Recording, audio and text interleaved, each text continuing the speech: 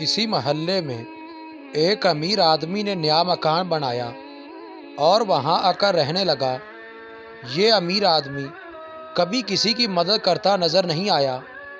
وہاں رہنے والوں کے مطابق وہ کنجوس شخص تھا جو کبھی کسی کی مدد نہیں کرتا۔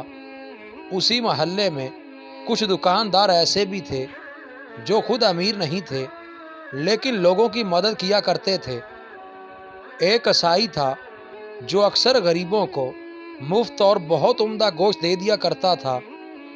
ایک راشن والا تھا جو ہر مہینہ کچھ گھرانوں کو ان کے گھر تک مفت راشن بھیج دیا کرتا تھا، اور ایک دودھ والا بھی تھا جو کچھ غریب لوگوں کے گھروں میں مفت دودھ پہنچاتا تھا۔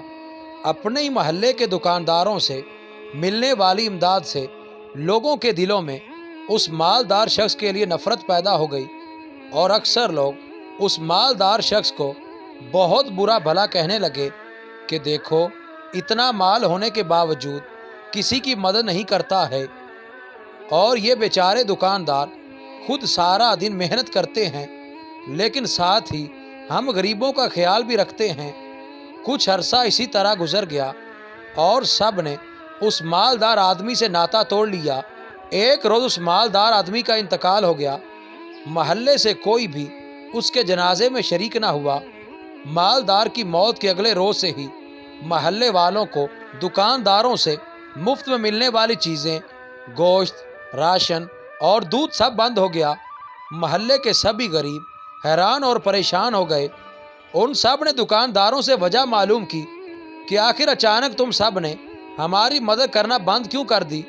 ان سب کا ایک ہی جواب تھا، اب سے تمہیں یہاں کچھ بھی مفت نہیں مل سکتا، کیونکہ جو تمہارے پیسے ادا کیا کرتا تھا وہ کل اس دنیا سے چلا گیا۔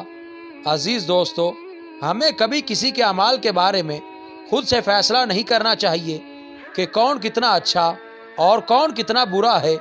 صرف اللہ ہی بہتر جانتا ہے۔ ہم کبھی نہیں جان سکتے کہ کس کا باطن کتنا پاکیزہ ہے۔